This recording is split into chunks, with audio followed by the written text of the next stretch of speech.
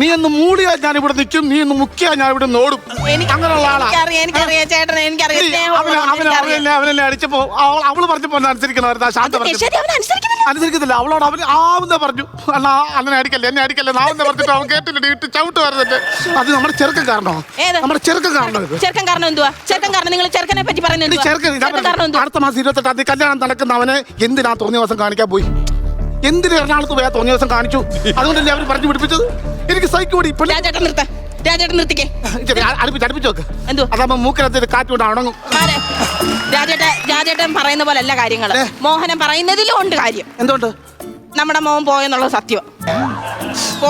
ഇവര് family tour പോയപ്പോ കണ്ടെന്ന്. എന്റെ മുന്നേ ഇനി 28-ാം തീയതി എങ്ങനെ കല്യാണം നടക്കും? പെണ്ണിന്റെ വീട്ടുകാരറിഞ്ഞു. നിങ്ങളൊരു കാര്യം ചെയ്യും, തൽക്കാലം ഇതങ്ങ് ആരോടും പറയാതെ അവൻ നമുക്ക് ചെലവിന് തരുന്ന കാര്യം ശരിയാ. ഞാൻ ചോദിക്കും അവനോട് ചോദിക്കും. ചോദിക്കരുത്. ചോദിക്കരുതെന്ന് ഞാൻ പറയുന്നത്. അവൻ ഇറങ്ങി വരട്ടെ. ചോദിക്കാൻ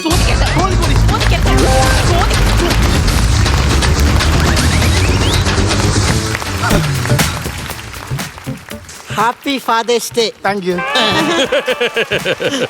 ഇതെന്നെ പനിനീർച്ചാമ്പങ്ങ പോലെ മൂക്കിയിരിക്കുന്നത്. അറിയാതെ സംഭവം. അറിയാതെ എന്താ സംഭവം? എന്താ ഹാപ്പി ഫാദേഴ്സ് ഡേ ആയിട്ട് എന്തോ അച്ഛന് കൊടുക്കുന്നത്? ഇന്ന് അച്ഛൻ എന്ത് ചോദിച്ചാലും കിട്ടും. അച്ഛൻ ചോദിക്കാതെയും കിട്ടി കുറെ. അത് ഞാൻ എന്താ കാര്യം? എന്താ കാര്യമൊന്നുമില്ല. എന്താ കാര്യം? എന്താ രാവിലെ അപ്പുറത്തെ മോഹനായിട്ട് എന്ന് ചോദിക്കുക അവന്റെ മേടിച്ച് കിട്ടിയതാ. മോഹൻ തല്ലിയോ അച്ഛനെ? മോഹനം തല്ലിയോ? ഞാൻ ജീവിച്ചിരിക്കുമ്പോ മോഹൻ തല്ലിയോ? മോഹനം തല്ലിയോ?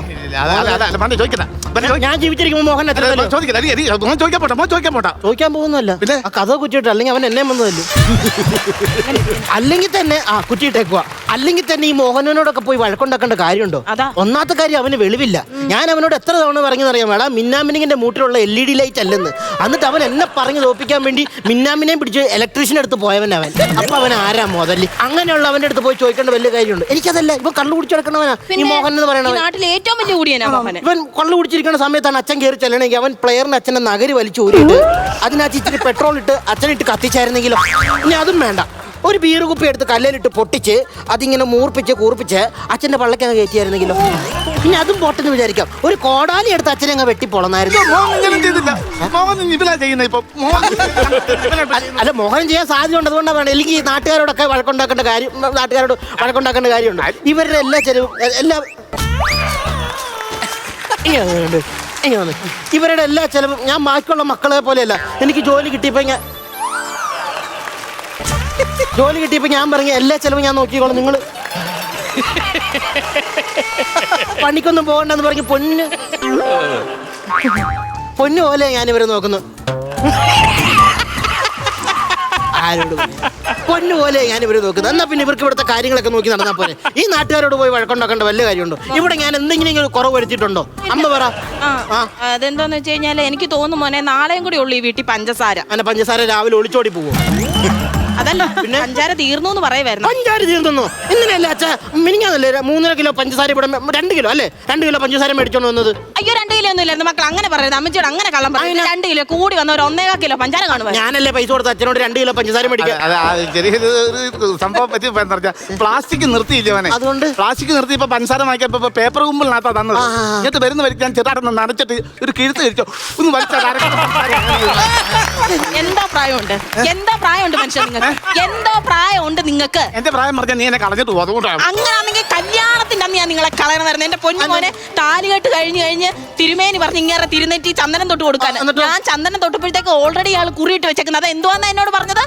ഭസ്മം അല്ല, ഡൈയുടെ ഇടയിൽ കൂടെ നര കയറി വരുന്ന. അങ്ങനെ എന്നെ പറ്റിച്ച് കിട്ടിയതാ മോനെ.